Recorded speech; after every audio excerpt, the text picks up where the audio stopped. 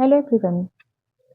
UGC net के unit 6 में हिंदी विषय के प्रश्न नंबर 2 की यूनिट 6 में उपन्यासों के क्रम में आज हम पहला उपन्यास बाणभट्टी की आत्मकथा का जीवन परिचय भूमिका देखेंगे और हरिहर प्रसाद द्विवेदी के बारे में कुछ जानेंगे। और उपन्यास क्योंकि बहुत बृहद रचना होती है तो वो एक दिन में नहीं खत्म होगी, हम उसको धीरे धीरे क्रम में रखेंगे। लेकिन आज हम सिर्फ भूमिका उसके महत्वपूर्ण कथ्य देख के आगे बढ़ते हैं। तो आप जैसा कि फोटो देख रहे हैं, ये पंडित हजारी प्रसाद द्विवेदी जी का फोटो है ये। उसके बाद इनके जीवन परिचय में हम अगर देखते हैं तो आप श्रावण शुक्ल एकादशी संवत 1664 यानी कि 1907 ईस्वी में जन्म हुआ था।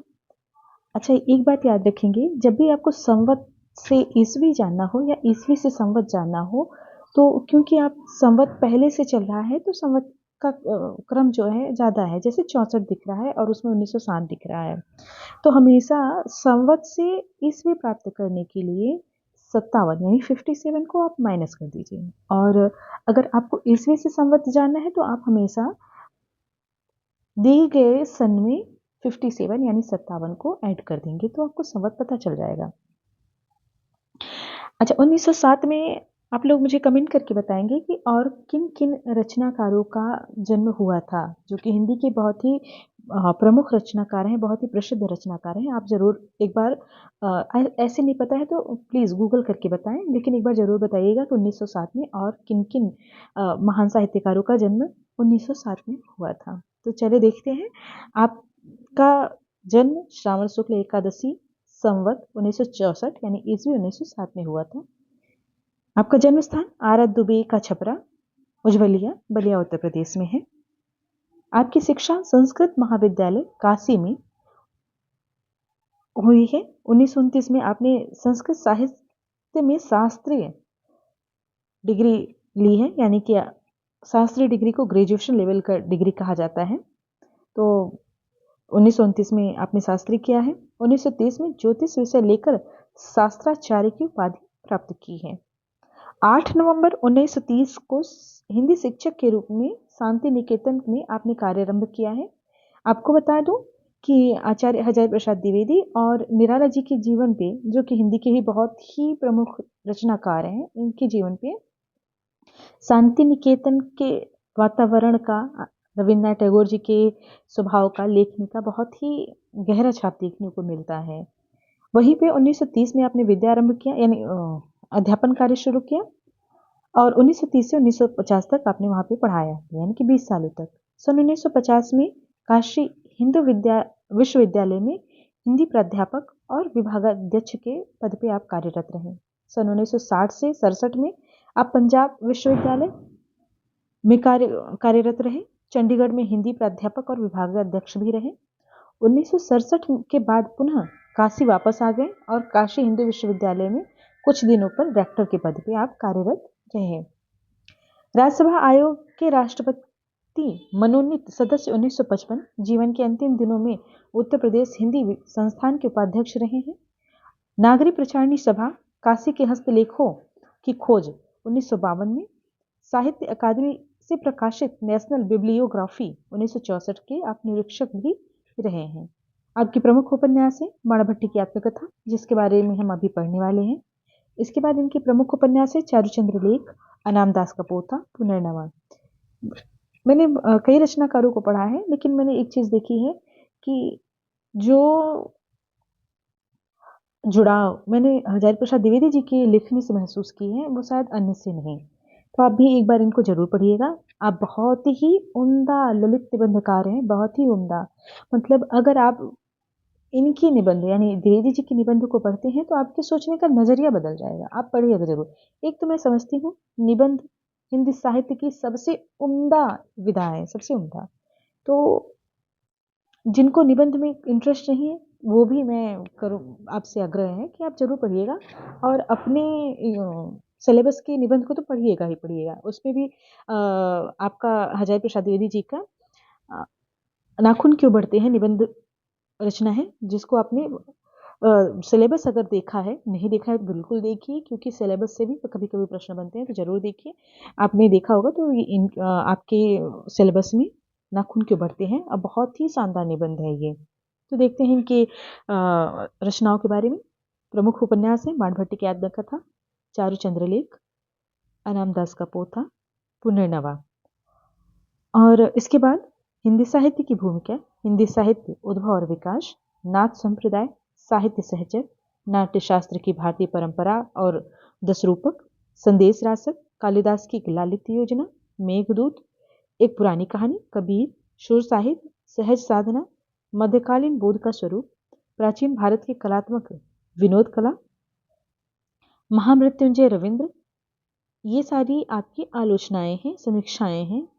इसके बाद आप देखेंगे कुछ संस्मरण हैं, जिसमें सिख गुरुओं के पूर्ण स्मरण, महापुरुषों का स्मरण, ये प्रमुख है। इसके बाद आप देखेंगे द्विवेदी जी के निबंध के बारे में, अशोक के फूल, कुटज, आलोक पर्व, कल्पलता, विचार प्रवाह, मध्यकालीन धर्म साधना। तो कल्पलता में ही, जहाँ तक मैं याद कर पा रही हूँ, कल्पलता में ही नाखून क्यों बढ़ते हैं का संकलन हुआ है।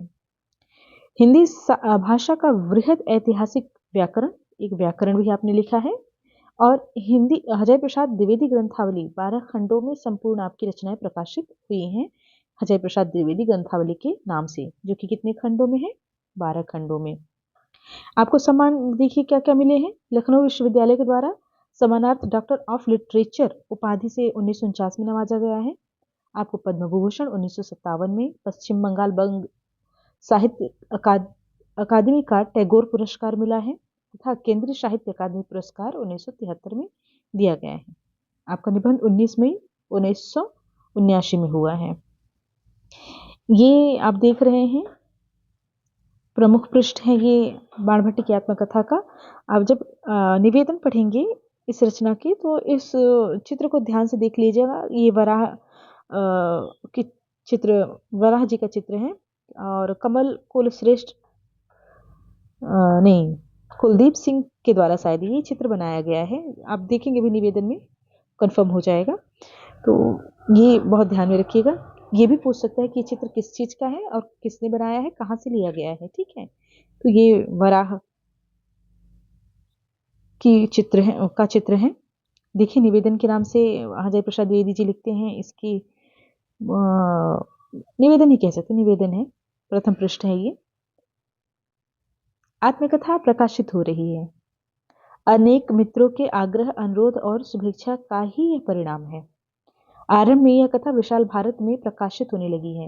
आपको बता दूं, कई सारे उपन्यास ऐसे हैं जो कि एपिसोडेड प्रकाशित हुई हैं। जैसे कहानियां सीरियल आते हैं ना छोटे छोटे पार्ट्स में, वैसे उपन्यास भी छोटे छोटे पार्ट्स में प्रकाशित हुई हैं पत्रिकाओं में। तो बाणभट्ट की आत्मकथा पहले विशाल भारत नामक पत्रिका में प्रकाशित हुई है। विशाल भारत, आप ये महत्वपूर्ण जो भी ऐसे आए जो एक इंगित किया गया हो, पर्टिकुलर एक शब्द, एक व्यक्ति, एक स्थान, आप उसको नोट डाउन करते चलेंगे, क्योंकि उसी से प्रश्न बनते हैं हमारे।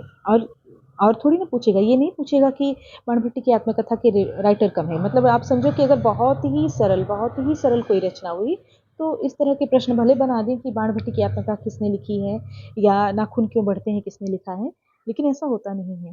हमेशा रचना के अंदर से ही सवाल आते हैं। तो आप याद रखेंगे कि द्विवेदी जी खुद कह रहे हैं कि इसका प्रारंभ जो हुआ था प्रकाशन का, विशाल भारत पत्रिका में हुआ था, ठीक है। देखेंगे आगे। अगर उस पत्र के यशस्वी सुहृदवर श्री मोहन सिंह सेंगर ने बार बार बढ़ावा देकर लिखवा न ली होती, तो कथा लिखी ही न जाती। यानी कि इस कथा के लिखे जाने का, यानी बाणभट्ट की आत्मकथा के लिखे जाने का श्रेय किसको दे रहे हैं द्विवेदी जी? श्री मोहन सिंह सेंगर जी को, जो कि विशाल भारत के संपादक रहे होंगे, मुझे ऐसा लगता है। इसमें मेंशन तो नहीं, लेकिन मुझे ऐसा लगता है कि उसके संपादक रहे होंगे। विचार था कि समाप्त होने के बाद इस कथा पर एक विस्तृत आलोचना भी लिखी जाएगी, लेकिन समयाभाव के कारण ऐसा नहीं हो सका। सहृदय पाठकों के लिए यह कार्य छोड़ दिया गया है। यानी कि इसकी समीक्षा, इसके बारे में धारणा बनाना, या क्या पढ़ के समझते हैं, क्या विचार बनाते हैं, ये मतलब राइटर यानी कि द्विवेदी जी कह रहे हैं कि मैं पाठकों पे ही छोड़ देता हूँ। एक विशेष अभिप्राय से रविन्द्रनाथ जी की कविता का भाव इसमें एक स्थान पर जोड़ दिया गया था। वह अभिप्राय तो सिद्ध नहीं हुआ, पर जोड़ा हुआ अंश जहां का तहां रह गया। अब अभिप्राय क्या था, ये तो हम जब पढ़ेंगे तब हम देखेंगे कि क्या अभिप्राय था। लेकिन मैंने आपको पहले ही बता दिया कि द्विवेदी जी क्योंकि शांति निकेतन में काम करते थे, शांति निकेतन की स्थापना टैगोर जी के द्वारा हुई है, तो उनका अच्छा खासा प्रभाव रहा है निराला जी पे और द्विवेदी जी पे। ठीक, तो आगे देखेंगे। बाणभट्टी और श्री हर्षदेव के ग्रंथ कथा के प्रधान उपजीव्य रहे हैं। इन लोगों के प्रति कैसे कृतज्ञता प्रकट करूं। भाई कमल कुलश्रेष्ठ ने पुस्तक के ठीक ठीक छपने में अमूल्य सहायता पहुंचाई है। अब देखिए दूसरा नाम, पहला आया है विशाल भारत के संपादक श्री मोहन सिंह सेंगर जी का, दूसरा नाम आया है भाई कमल कुल श्रेष्ठ जी का, जिन मतलब इस पुस्तक के प्रकाशन में ये कहते हैं, द्विवेदी जी कहते हैं कि पुस्तक के प्रकाशन में कमल कुल श्रेष्ठ जी का अमूल्य सहयोग रहा है। यानी उनके लिए मैं तो धन्यवाद कृतज्ञ जिस तरह से धन्यवाद ज्ञापन कर ही नहीं सकता। उनके इतना अमूल्य योगदान उनका रहा है, किसका, कमल कुल श्रेष्ठ जी का। सबके प्रति अपनी अनेक ज्ञात और अज्ञात मित्रों ने नाना भाव से मुझे बढ़ावा दिया है। ये कृतज्ञता व्यक्त कर रहे हैं द्विवेदी जी। सबके प्रति अपनी हार्दिक कृतज्ञता प्रकट करता हूँ। शांति निकेतन के कला भवन के भाई कृपाल सिंह जी ने पुस्तक के प्रच्छद पट का चित्र तैयार किया है। यानी कि अभी मैंने दिखाया था ना वराह मूर्ति का चित्र, ये किसने बनाया है, कृपाल सिंह जी ने बनाया है। ठीक है, कृपाल सिंह जी ने, हाँ मैं वहां भी सही थी, मैंने कृपाल सिंह जी का ही नाम लिया था, पहले मुझे लगा कमल कुलश्रेष्ठ, नहीं, कमल कुलश्रेष्ठ जी ने प्रकाशन होने में मदद की है। कृपाल सिंह जी ने पुस्तक का प्रच्छद पट यानी जिल्द का वो प्रमुख चित्र जो है उसको छपाने में मदद की है, चित्र को तैयार करने में मदद की है, और कहानी लिखे जाने में मोहन सिंह सेंगर जी ने मदद की है, यानी बढ़ावा दिया है, फोर्स किया है। यह चित्र उदयगिरी के वराह मूर्ति की एक फोटो के आधार पर बनाया गया है, और ये वराह मूर्ति जो है ये ग्वालियर राज्य के पुरातत्व विभाग में रखी गई थी। ठीक है, आगे मेंशन है, आप देखेंगे। कृपाल सिंह जी ने पुस्तक के प्रच्छद पट का चित्र तैयार कर दिया है। यह चित्र उदयगिरी की वराह मूर्ति की एक फोटो के आधार पर बनाया गया है। भाई कृपाल सिंह जी उदीयमान कलाकारों में हैं। भविष्य में वे अतुल्य कीर्ति अर्जन करें, यह मेरी प्रार्थना है। ऐसा द्विवेदी जी उनके प्रति कृतज्ञता प्रकट करते हैं जिसने इस रचना को बनने में छपने में मदद की है। आगे देखिए क्या कहते हैं द्विवेदी जी।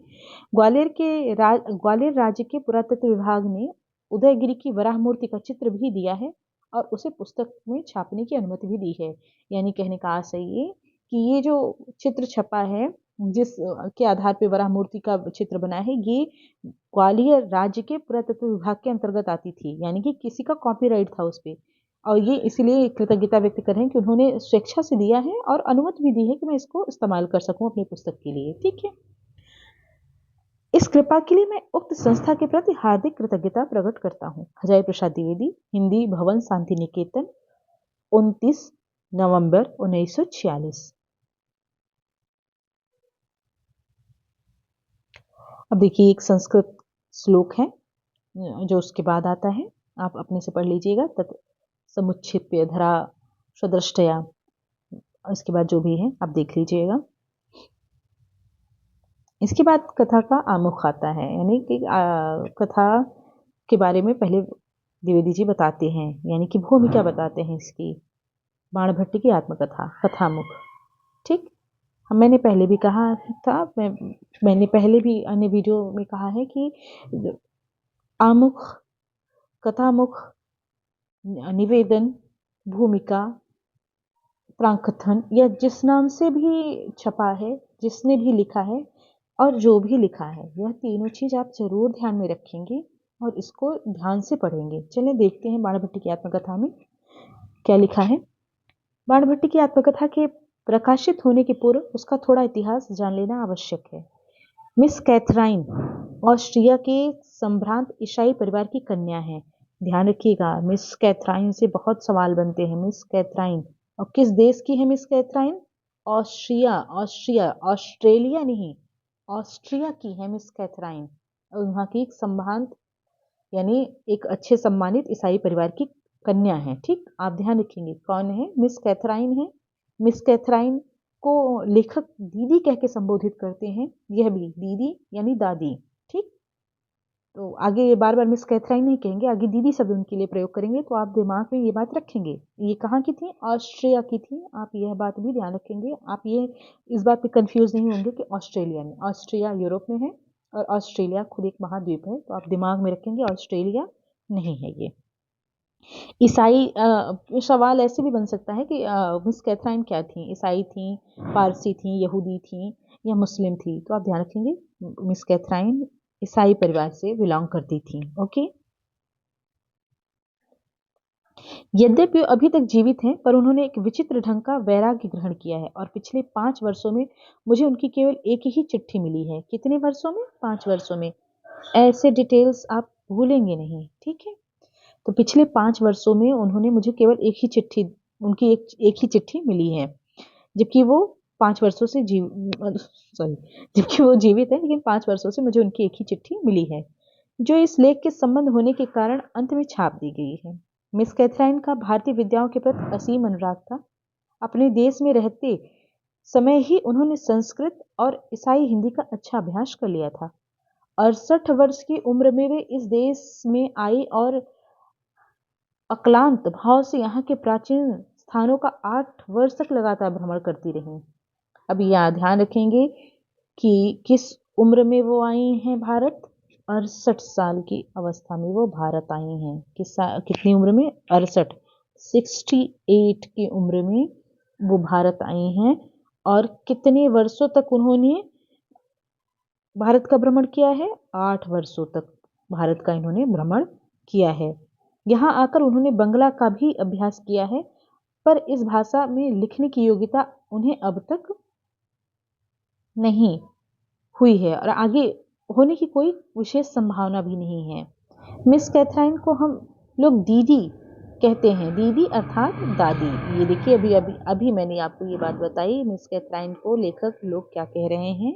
लेखक लोग से तात्पर्य उनके साथ के जो संबंधी होंगे वो सब, तो क्या कह रहे हैं, दीदी कहते हैं, दीदी अर्थात दादी। ये भी पूछ सकता है कि दीदी से लेखक मिस कैथराइन को दीदी शब्द से संबोधित करते हैं, उसका क्या आशय है, दीदी का दीदी आशय है, दीदी का दादी आशय है, या कुछ अन्य। तो हम दीदी से दीदी और दीदी से दादी में कंफ्यूज हो सकते हैं, है ना, क्योंकि दीदी भाई हमारे यहाँ बड़ी बहन को दीदी कहते हैं, तो हम इजिली दीदी को दीदी ही कहेंगे। तो इस दिमाग में रखेंगे, दीदी का अर्थ लेखक ने खुद बताया, दीदी का अर्थ यानी दादी।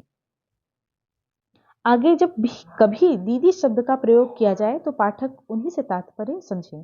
बंगला में दादी के साथ मजाक करने का रिवाज है।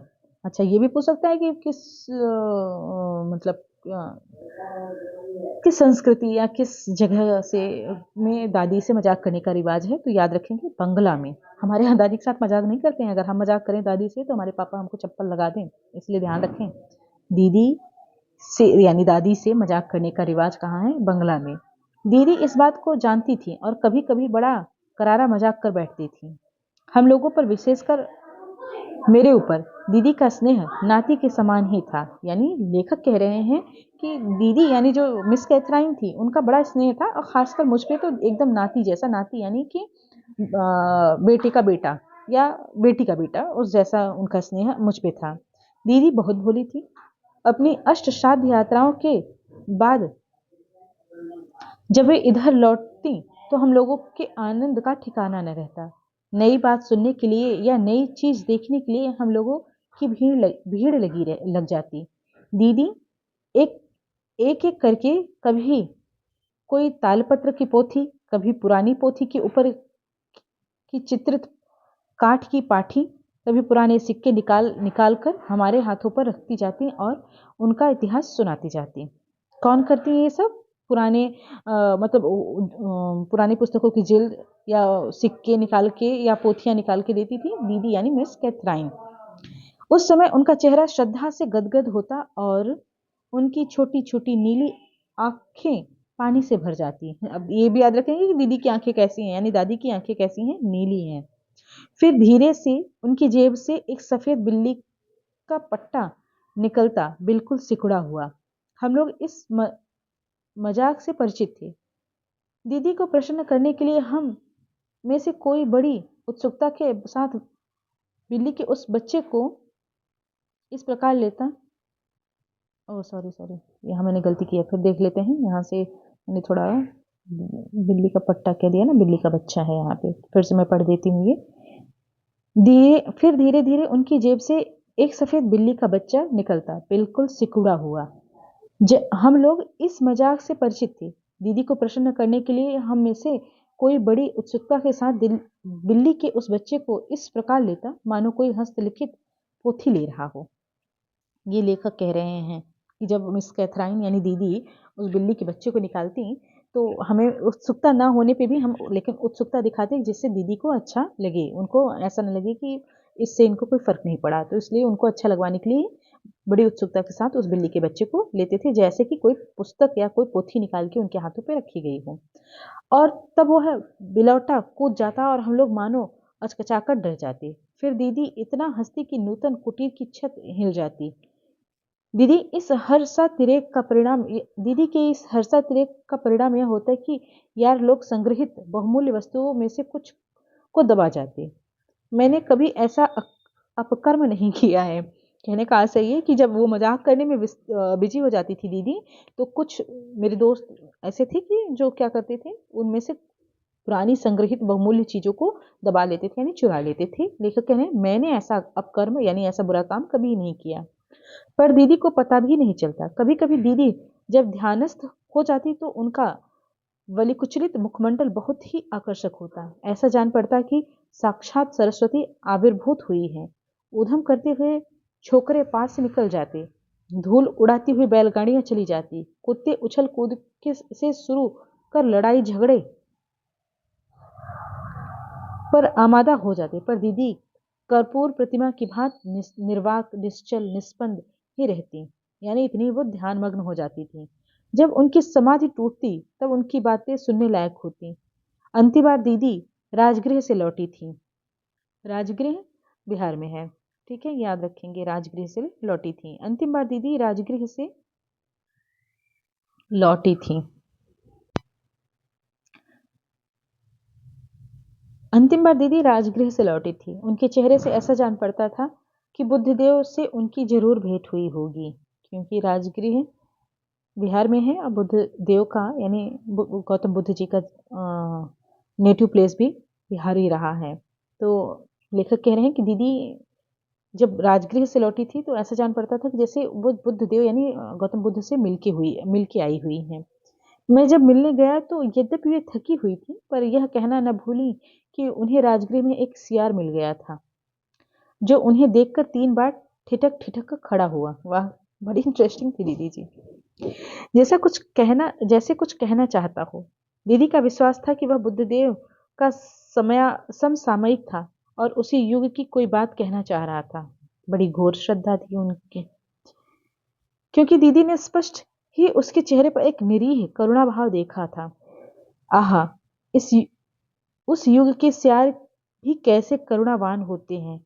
मैं समझ गया कि दीदी को अगर छूट दी जाए तो उस श्रृंगार के संबंध में एक पुराण तैयार हो जाएगा और पिंड छुड़ाना मुश्किल हो जाएगा। यानी कहने का आशय यह है लेखक का कि अगर मैं पूरा समय दे दूं दीदी को तो वो इतनी उसके बारे में विस्तृत चर्चा कर देंगे कि पूरा का पूरा एक पुराण तैयार हो जाएगा और पिंड छुड़ाना मेरा मुश्किल हो जाएगा, यानी मैं उनके चंगुल में फंस जाऊंगा, उनकी बातें सुननी पड़ेंगी। आप देखते होंगे कि जब हम किसी वृद्ध के साथ बैठते हैं तो भाई 2 रीज़न हैं उनके बहुत विस्तृत चर्चाओं का। पहला रीज़न ये है कि उन्होंने अनुभव बहुत गेन किया है।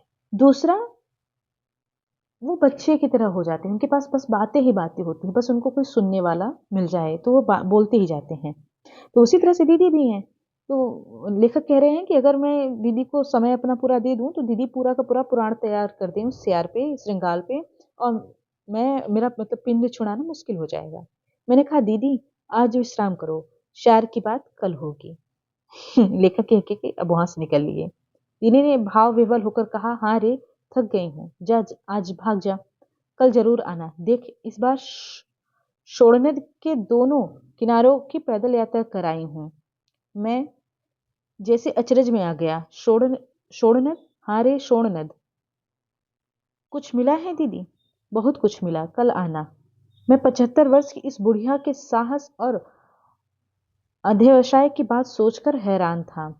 अब आप ये देखेंगे कि दीदी की उम्र वर्तमान में है क्या है, 75 साल, और आई कब थी, 68 साल की अवस्था में आई थी। तो आप देखेंगे कितने साल यहाँ रही हैं वो, 7 साल।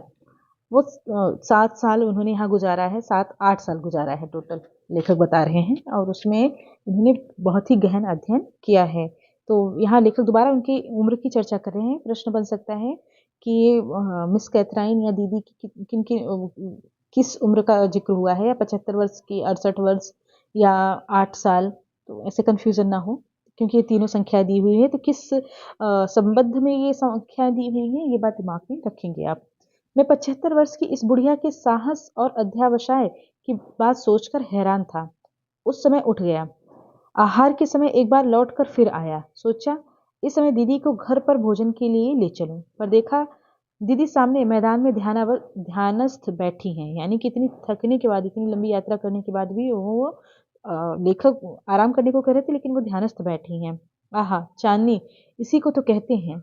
सारा आकाश घने नील वर्ण के अक्षोद सरोवर की भांति एक दिगंत से दूसरे दिगंत तक फैला हुआ है। यानी एक दिशा से दूसरी दिशा तक नीला आकाश फैला हुआ है। उसमें राजहंस की भांति चंद्रमा धीरे धीरे तैर रहा है। दूर कोने में एक दो मेघ शिशु दिन भर के थके मादे सोए हुए थे। नीचे से ऊपर तक केवल चांदनी ही चांदनी फैली थी, और मैदान में दीदी निश्चल समाधि की अवस्था में बैठी थी। पास ही खड़ा एक छोटा सा खजूर वृक्ष सारी शून्यता को समता दे रहा था। मैं चुपचाप खिसक गया। यानी चुपचाप लेखक इस तटस्थता, इस ध्यान को देख के उसने देखा, गौर किया और वहां से निकल लिया। दूसरे दिन मैं शाम को दीदी के स्थान पर पहुंचा। नौकर से मालूम हुआ कि उस रात को दीदी 2 बजे तक चुपचाप बैठी रहीं और फिर एकाएक अपनी टेबल पर आकर लिखने लगी। कितनी बजे रात तक, ये भी याद रखिएगा, दीदी कितने बजे तक वहां पे ध्यानस्थ बैठी थी। दीदी 2 बजे तक चुपचाप ध्यानस्थ वहां पे बैठी थी और टेबल पे आकर फिर लिखने लगी। रात भर लिखती रही और लिखने में ऐसी तन्मय थी कि दूसरे दिन 8 बजे तक लालटेन बुझाए बिना लिखती रही। यानी पूरी रात लिखी, दूसरे दिन 8 बजे तक लिखती रही। यानी वो पूरी रात सोई नहीं। उम्र कितनी है, 75 साल है उम्र। ठीक, आप इनकी तन्मयता देख सकते हैं, कितनी जुझारू हैं ये। तो 2 बजे तक वो चुपचाप वहां ध्यानस्थ बैठी थी। उसके बाद पूरी रात लिखती रही, यानी कि बिना लालटेन बुझाए। दूसरे दिन के 8 बजे तक, जब सूर्योदय हो गया, चहल पहल हो गई, लोग निकलने लगे, तब तक वो बैठी ही रही उसी भांति। फिर टेबल पर ही सिर रखकर लेट गई और शाम के 3 बजे तक लेटी रही। 8 बजे तक लिखी, 2 बजे तक ध्यानस्थ थी, 8 बजे तक लिखी, और फिर उसी टेबल पे सर झुका के लेट गई, मतलब सो गई, और 3 बजे तक वहीं लेटी रही। फिर उन्होंने स्नान किया और अब चाय पीने जा रही हैं। चाय पीते पीते दीदी से बात करना बड़ा मनोरंजक होता था, सो मैंने अपना भाग्य सराहा। दीदी चाय पीने का आयोजन कर रही थी। मुझे देखकर बहुत प्रसन्न हुई और बोली, तुझे ही खोज रही थी। शोण यात्रा में उपलब्ध सामग्री का हिंदी रूपांतरण मैंने कर लिया है, तो इसे एक बार पढ़ लूं। पढ़ तो भला देख, मेरी हिंदी में जो गलती है उसे सुधार दे और आनंद से इसका अंग्रेजी में उल्था करा ले। ले भला उल्था यानी कि ट्रांसलेट करा ले। यह ले भला। दीदी का स्नेह संभाषण था। जब वे अपने नातियों पर बहुत खुश होती तो उन्हें कुछ देर समय कहती जाती, ले भला। आज तक इस स्नेह वाक्य के साथ चाय और बिस्कुट ही मिला करते थे, पर आज मिला कागज का एक बड़ा सा पुलिंदा। यानी कि ले भला कह के वो हमेशा दुलारती थी, और लेखक कह रहे हैं कि वो हमेशा चाय बिस्किट देते हुए ये शब्द कहती थी कि ले भला। लेकिन आज उन्होंने एक बड़ा सा पुलिंदा दिया है, बड़ा सा, मतलब ढेर सारी लेखनी दी है, और वही दुलार वाला शब्द ले भला शब्द का इस्तेमाल किया है। दीदी ने उसे देखकर कहा कि यह उनकी 200 मील की पैदल यात्रा का शुभ परिणाम है। दीदी ने कितनी पैदल यात्रा की है, 200 मील।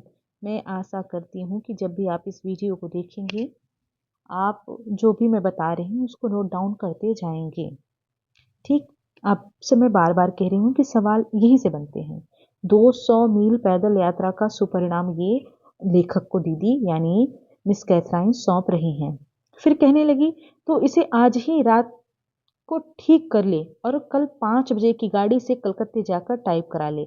आज ही रात ठीक कर और कब जा, 5 बजे की गाड़ी से कलकत्ते जाकर इसे टाइप करा ले। परसों मुझे इसकी कापियां मिल जानी चाहिए। ऐसा मिस कैथराइन किससे कह रही हैं? लेखक को थमाते हुए। मैंने सकुचाते हुए कहा, दीदी कोई पांडुलिपि मिली है क्या? दीदी ने डांटते हुए कहा, एक बार पढ़ के तो देख, इसका रहस्य फिर पूछना। तू बड़ा आलसी है, देख रे, बड़े दुख की बात बता रही हूँ। पुरुष का जन्म पाया है और आलस छोड़कर काम कर। यानी मिस कैथराइन लेखक को डांट रही कि तू ऐसा कर, पुरुष का जन्म मिला है तो तू मेहनत कर, आलस बिल्कुल मत कर। स्त्रियां चाहे तो भी तो आलस्यहीन होकर कहाँ काम कर सकती हैं। मेरे जीवन के वे दिन लज्जा और संकोच में ही निकल गए। ये मिस कैथराइन कह रही है लेखक से कि पुरुष का जन्म पाया है, आलस छोड़ के तत्परता से काम कर। स्त्रियां चाह भी लें तो आलस्यहीन नहीं हो सकती हैं। उनको मतलब आलस के साथ यानी थोड़ी लज्जाशील होकर के ही स्त्रियों को काम करना पड़ता है। अपने बारे में वो कह रही हैं कि मेरे जीवन के वे दिन यानी जवानी के दिन लज्जा और संकोच में ही निकल गए, जब काम करने की ताकत थी। यानी कि जब मैं युवा अवस्था में थी तब मैं लज्जा और संकोच मतलब मुझे इतना लज्जा और संकोच होता था कि मैं कुछ नहीं कर पाई। अब वृद्धावस्था में न तो उतना उत्साह रह गया है और न शक्ति है। ले भाई, हम लोग तो इस उम्र में बूढ़े हो चुके हैं। मिस कैथराइन इतना काम करके भी संतुष्ट नहीं है। तू बड़ा आलसी है, बाद में छुपाएगा। पुरुष होकर इतना आलसी होना ठीक नहीं है। तू समझता है यूरोप की स्त्रियां सब कुछ कर सकती हैं? गलत बात है। हम भी पराधीन हैं। समाज की पराधीनता जरूर कम है, पर प्रकृति की पराधीनता तो हटाई नहीं जा सकती। ये मिस कैथराइन अपनी विचार रख रही हैं कि तू सोचता है, यानी लेखक से कह रही हैं कि तू सोचता है कि यूरोप की स्त्रियां क्या सब कुछ कर सकती हैं? तुम्हारा यह सोचना गलत है। सामाजिक पराधीन हम भी पराधीन हैं। सामाजिक मर्यादा भले हमारे लिए कम हो, लेकिन प्राकृतिक मर्यादा हमारे लिए भी उतनी है, उसको हम नहीं हटा सकते। आज देखती हूँ कि जीवन के 68 वर्ष व्यतीत हो गए। मैंने देखा दीदी की आंखें गीली हो गई हैं और उनका पोपला मुख कुछ कहने के लिए व्याकुल है, पर बात निकल नहीं रही है, जैसे शब्द ही न मिल रहे हों। न जाने किस अतीत में उनका चित्त धीरे धीरे डूब गया और मैं चुप बैठा रहा। उस दिन भी दीदी का चाय पीना नहीं हुआ। हम दीदी का ध्यान जब दीदी का ध्यान भंग हुआ तो उनकी आंखों से पानी की धारा झर रही थी और उसे पोंछने का प्रयत्न भी नहीं कर रही थी। मैंने अनुभव किया कि दीदी किसी बीती हुई घटना का ताना बाना सुलझा रही हैं। उधर से ध्यान हटाने के लिए मैंने प्रश्न किया, दीदी आजकल शोण के में नावें चलती हैं? दीदी ने मुस्कुरा दिया। उनका भाव था कि मैं समझ गई, तू मेरा ध्यान दूसरी ओर ले जाना चाहता है। फिर बोली, देख, मैं यहाँ ज्यादा नहीं ठहर सकती। इस अनुवाद को तू जरा ध्यान से पढ़ ले और कल कलकत्ते जाकर टाइप करा ला। 2 एक चित्र भी पुस्तक में देने होंगे। ला जल्दी कर, जा जल्दी कर। कागजों का पुलिंदा लेकर मैं घर गया। यद्यपि मेरी आंखें कमजोर हैं और रात को काम करना मेरे लिए कठिन है, फिर भी दीदी के कागजों को मैंने पढ़ना शुरू किया। शीर्षक के स्थान पर मोटे मोटे अक्षरों में लिखा था, अथ बाणभट्ट की आत्मकथा लिख्यते। यानी कि आप पढ़ क्या रहे हैं? बाणभट्ट की भूमिका पढ़ रहे हैं। बाणभट्ट कहाँ से उत्पन्न हुई, कहाँ से लिखना शुरू किया, ये इसके बारे में पढ़ रहे हैं। तो मिस कैथराइन ने जो पुलिंदा थमाया था, दीदी ने जो पुलिंदा राइटर को थमाया था, लेखक को थमाया था, उसका शीर्षक क्या था? मोटे मोटे अक्षरों में, अथ बाणभट्ट की आत्मकथा लिख्यते। बाणभट्ट की आत्मकथा। तब तो दीदी को अमूल्य वस्तु हाथ लगी है। मैं ध्यान से सारी कथा पढ़ गया। मुझे अपार आनंद आ रहा था। इतने दिन बाद संस्कृत साहित्य में एक अनोखी चीज प्राप्त हुई है।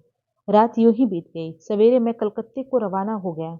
वहां 1 सप्ताह रुकना पड़ा। यानी लेखक कलकत्ते गया है, मिस कैथराइन ने काम दिया है कि पढ़ भाई, इसको ठीक कर, इसकी हिंदी में जहां भी मेरे से गड़बड़ी हुई, क्योंकि वो हिंदी भाषी तो है नहीं, उन्होंने सीखा है, तो उन्होंने कहा कि मेरी जो हिंदी गलत हो उसको सुधारो और तुम इसको लेके कलकत्ते जाओ, टाइप कराओ। तो लेखक ने कहा कि मेरी आंखें ठीक नहीं है, मैं रात को पढ़ नहीं पाता, बावजूद उसके मैंने पढ़ा और सुबह कलकत्ता के लिए रवाना हो गया। वहाँ 1 सप्ताह रुका और लौट कर आया तो मालूम हुआ कि दीदी काशीवास करने चली गई हैं। अब दीदी वहाँ से कहाँ चली गई हैं? काशी चली गई हैं। दीदी कहाँ चली गई हैं? काशी चली गई हैं। वहाँ सॉरी, किसी को कोई पता ठिकाना नहीं दी गई है, यानी दीदी काशी चली गई हैं लेकिन किसी को कुछ बता के नहीं गई हैं कि कहाँ जा रही हैं, किसके यहाँ जा रही हैं, कैसे ठहरेंगी। ठीक है। 2 साल तक वह कथा यूं ही पड़ी रही। कितने वक्त तक वो कथा यूं ही पड़ी रही? 2 साल तक। टाइप करवाने के बाद 2 साल तक वो कथा यूं ही पड़ी रही। एक दिन मैंने सोचा कि बाणभट्ट के ग्रंथों से मिलाकर देखा जाए कि कथा कितनी प्रमाणित है। कथा में ऐसी बहुत सी बातें थी जो उन पुस्तकों में नहीं है। इसके लिए मैंने समसामयिक पुस्तकों का आश्रय लिया और एक तरफ से कथा को नए सिरे से संपादित किया। यानी अभी लेखक कथा को नए सिरे से लिख रहे हैं। मिस कैथराइन ने जो पांडुलिपि दी थी उसको लिया, 2 साल तक पड़ी रह गई टाइप कराने के बाद। तो राइटर ने सोचा कि मैं इसके बाणभट्टी की जो रचनाएं हैं उनसे देखता हूँ, मिलाता हूँ कितनी चीज़ें मिलती हैं। तो उनकी समसामयिक पुस्तक जो थी उस वक्त की, यानी कि बाणभट्ट और हर्षचरित की, उन पुस्तकों का आश्रय लिया और कथा को नए सिरे से संपादित किया।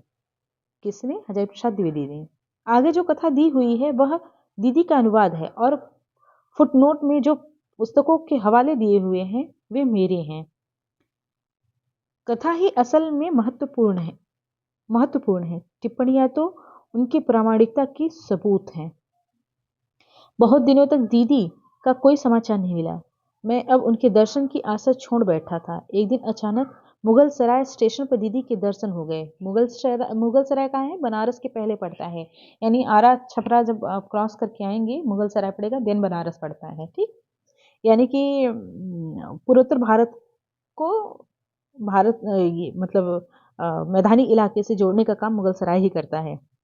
तो अचानक मुगल सराय स्टेशन पे दीदी के दर्शन हो गए। किसके? लेखक के। लेखक पहले कह रहे हैं कि मैंने तो आसरा छोड़ दिया था कि मुझे अब दीदी के दर्शन होंगे, लेकिन एकाएक मुगल सराय स्टेशन पे मुझे दीदी दिखी। वे गाड़ी बदल रही थी और बहुत ही व्यस्त दिख रही थी। मुझे देखकर वे जरा भी प्रसन्न नहीं हुई, केवल कुली को डांट कर कहती रही, संभाल के ले चल, तू बड़ा आलसी है। मैंने सोचा कुली भी आलसी है। फिर मैंने चिल्लाकर कहा, दीदी तुम क्या पहचानती भी नहीं? वाह रे! दीदी रुक गई, बोली, देखो मैं बहुत दुखी हूँ, वह बिल्ली धोखा दे गई। मैंने कहा, क्यों, क्या हुआ? दीदी बोली, कमबख्त स्त्री निकली, देख न 5 बच्चे दिए हैं, मैं कहाँ तक संभालूं। यानी वो जो सफेद बिल्ली का बच्चा था जिसका जिक्र लेखक ने पहले किया है, उसके बारे में कह रही है लेखिका, नो सॉरी, मिस कैथराइन, कि ये बिल्ली धोखा दे गई, मादा थी ये बिल्ली, इसने 5-5 बच्चों को जना है और मैं इन बच्चों को कैसे संभालूं। मैंने बात काट कर कहा, दीदी वह आत्मकथा मेरे ही पास पड़ी है। दीदी गुस्से में थी, रुकी नहीं। गाड़ी में बैठकर उन्होंने एक कार्ड फेंक कर कहा, मैं देश जा रही हूँ, यानी वो ऑस्ट्रिया वापस लौट गई हैं। ले मेरा पता, ले भला। मैंने कार्ड संभाला और दीदी की गाड़ी चल दी। नीचे बाणभट्ट की आत्मकथा दे रहा हूँ। दीदी ने उसे प्रमाणित करने की आज्ञा दे दी है। ध्यान देने की बात यह है कि बाणभट्ट की अनन्यान्य पुस्तकों की भांति यह आत्मकथा भी अपूर्ण ही है, यानी पूर्ण रूप भी इसका नहीं है। ठीक, अच्छा, इस बाणभट्ट की आत्मकथा के बारे में बताऊं। आप जब इसका अंत पढ़ेंगे तो ये आपको अलग रूप में जो भी आपने पढ़ा भूमिका ना, इससे बिल्कुल अपोजिट आपको मिलेगी। हम आशा करते हैं कि आगे हम ये कंटिन्यू कर सकें। तो अब देख लेते हैं बाणभट्ट की आत्मकथा के बारे में। ये 1946 में प्रकाशित हुई पुस्तक है। ये एक ऐतिहासिक उपन्यास है। इसमें पूरे 18 उच्छ्वास है और एक उपसंहार है, यानी 18 भागों में लिखी हुई है। उसके बाद एक उपसंहार दिया हुआ है, जैसे निष्कर्ष दिया हुआ है। ठीक, इसके प्रमुख पात्रों में है बाणभट्ट, ठीक, जिन्होंने अपना नाम दक्ष भी बताया है। ठीक है, उसके बाद निपुणिया है जो उनके साथ, यानी बाणभट्ट के साथ नाटक मंडली में काम करती थी। गुप्त प्रेम है उसका बाणभट्ट के प्रति, न्योनिया नाम से भी इसको जाना जाता है। ठीक, भट्टिनी है जो कि नायिका है इस कहानी की, यानी नायक बाणभट्ट है तो नायिका भट्टिनी है, जो कि देवपुत्र तुअर मिलिंद तुवर मिलिंद का नाम आपने इतिहास में भी सुना होगा, उनकी पुत्री कही गई हैं। महामाया है जो कि हर्षवर्धन की बहन है और महारानी राजश्री की सौत है। इसके अन्य पात्रों में चारुस्मिता है, आचार्यपाद है, अघोर भैरव है, विग्रह वर्मा है, मदन श्री है, कुमार कृष्ण वर्धन है, सुचारित है, वीरवती वज्र आदि इसके अन्य पात्र हैं, जो कि हम उपन्यास को जब पढ़ेंगे तो, क्योंकि मुझे लगता है ये आधे घंटे से ऊपर का वीडियो हो गया है, तो जब हम पढ़ेंगे उपन्यास को तो हम उसमें देखेंगे। इसमें आप ये भी जान लें कि हर्षदेव के ग्रंथ में 3 ग्रंथ बहुत ही प्रसिद्ध हैं हर्षदेव द्वारा लिखे, प्रियदर्शिका, रत्नावली, नागानंद, यानी कि ये उस जमाने की बहुत ही श्रेष्ठ संस्कृत साहित्य की पुस्तकें हैं। ठीक है, नाटक साहित्य है, ये बहुत ही श्रेष्ठ मानी जाती हैं। प्रियदर्शिका, रत्नावली, नागानंद हर्षदेव जी द्वारा लिखी गई। अच्छा, हर्षदेव के नाम से अब मैं आशा करती हूँ कि आप कंफ्यूज नहीं होंगे। आपने इतिहास अगर जरा भी 6-7 में पढ़ा होगा, 8-9 में पढ़ा होगा, 10 में पढ़ा होगा, तो आपने जरूर हर्षदेव का नाम सुना होगा। नहीं, वैसे तो एक चीनी यात्री वेनसांग था, उसका नाम सुना होगा, जिसने अपनी पुस्तक में हर्षदेव का जिक्र किया है। वो उन्हीं के समय में आया था नालंदा में पढ़ाई करने। ठीक, ये वही हर्षदेव हैं, आप इस बात को याद रखेंगे। अब देखें, बाणभट्ट के ग्रंथों के बारे में देख लें। कादम्बरी है, जो कि कादम्बरी एक संस्कृत साहित्य का पहला उपन्यास माना जाता है। कादम्बरी जो है, ठीक है, बहुत ही श्रेष्ठ और महान उपन्यास माना जाता है कादम्बरी। ठीक है, हालांकि आपने ये भी जाना होगा कि ये उपन्यास विधा जो है हमें यूरोप से मिली है, लेकिन ये इसके यानी कादम्बरी के जो उसका आधार है वो उपन्यास की तरह ही है, यानी कि जिन भागों में बटा हुआ है, जो मांग होती है उपन्यास की, वैसी कादम्बरी में पूर्ण रूपेण मिलती है। इस वजह से इसको उपन्यास से शब्द से संबोधित किया गया है। ठीक है, हर्षचरितम इन्होंने लिखी है बाणभट्ट जी ने, जो कि हर्ष के चरित्र पर आधारित है, यानी हर्षदेव के चरित्र पर आधारित है, उनके कार्यकाल पर आधारित है, और बाणभट्ट की यह प्रथम रचना है। इसके बाद इन्होंने यानी बाणभट्ट जी ने चंडी शतक नामक एक पुस्तक भी लिखी है, जो देवी की स्तुति है, उनकी पूजा है। अब उपन्यास के आखिरी पृष्ठ पे हम देख लेते हैं। आखिरी पृष्ठ क्या, उसके जिल्द के आखिरी में क्या लिखा है, हमें हमेशा यह भी पढ़ना चाहिए, क्योंकि मुझे याद नहीं है, कृष्ण सोवती के उपन्यास से जिंदगी नामा के आखिरी उससे पूछा गया है कई बार प्रश्न, तो इसको भी हम देख लेते हैं। इस उपन्यास में वह वाणी मुखरित है जो सामगान के समान पवित्र और अर्थपूर्ण है। सत्य के लिए किसी से न डरना, गुरु से भी नहीं, मंत्र से भी नहीं, लोक से भी नहीं, यानी सत्य के लिए किसी भी से न डरना, न गुरु से, न मंत्र से, न लोक से, न वेद से। उसके बाद लिखा है, आचार्य जयप्रसाद द्विवेदी की विपुल रचना सामर्थ्य का रहस्य उनके विशद शास्त्रीय ज्ञान में नहीं, बल्कि उस पारदर्शी जीवन दृष्टि में निहित है जो युग का नहीं, युग युग का सत्य देखती है। उनकी प्रतिभा ने इतिहास का उपयोग तीसरी आंख के रूप में किया है, यानी कि हजारी प्रसाद द्विवेदी जी की जो प्रतिभा है, उसने इतिहास को तीसरी आंख के रूप में देखा है। यानी एक तत्काल जो उसका रहा होगा, उसका जो समसामयिक रहा होगा उस वर्तमान समय में, वो और जो किताबों में वर्णित है वो, उसके बाद उन सब के अलावा आचार्य हजारी प्रसाद द्विवेदी ने एक नई दृष्टि से उन पे गौर किया है, उनको उल्लेखित किया है। ठीक, और अतीतकालीन चेतना प्रवाह का वर्तमान जीवन धारा से जोड़ पाने में वह आश्चर्यजनक रूप से सफल हुई है। यानी कि जो उनकी तीसरी आंख की प्रतिभा है, यानी वो मतलब जो तत्काल में दिख रहा है, जो उस वक्त था, उन सब के अलावा आचार्य हजारी प्रसाद द्विवेदी ने तत्कालीन माहौल से, यानी वर्तमान समय से, जब हजारी प्रसाद द्विवेदी जी हैं, उस समय से उस बीते हुए कल को इस तरह से उन्होंने जोड़ा है कि वो अपने जीवन धारा से में हम लोग परिपूर्ण तरीके से परिचित पाते हैं उसको, यानी अपने से भिन्न नहीं पाते हैं। बाणभट्ट की आत्मकथा अपनी समस्त औपन्यासिक संरचना और भंगिमा में कथाकृत होते हुए भी महाकाव्यत्व की गरिमा से पूर्ण है। इसमें द्विवेदी जी ने प्राचीन कवि बाण के बिखरे जीवन सूत्रों को बड़ी कलात्मकता से गूंथकर एक ऐसी कथा मूर्ति निर्मित की है जो जीवन सत्यों से रसमय साक्षात्कार कराती है। बाणभट्ट की आत्मकथा का कथा नायक कोरा भावुक कवि नहीं वरन कर्मनिरत आत्मसंघर्षी जीवन योद्धा है। उसके लिए शरीर केवल भार नहीं, मिट्टी का ढेला नहीं, बल्कि उससे बड़ा है और उसके मन में आर्यावर्त के उद्धार का निमित्त बनने की तीव्र बेचैनी है। मैंने अपने को निशेष भाव से दे देने में जीवन की सार्थकता देखने वाली न्यूनिया, यानी कि क्योंकि मैंने आपसे बताया ना कि बाणभट्ट से वो गुप्त प्रेम करती थी और वो बाणभट्ट के लिए खुद को निछावर भी कर देती है। तो वही लिखा है कि अपने को निशेष भाव से दे देने में जीवन की सार्थकता देखने वाली न्यूनिया और सब कुछ भूल जाने की साधना में लीन महादेवी भट्टिनी के प्रति उनका प्रेम जब उच्चता का वर्ण कर लेता है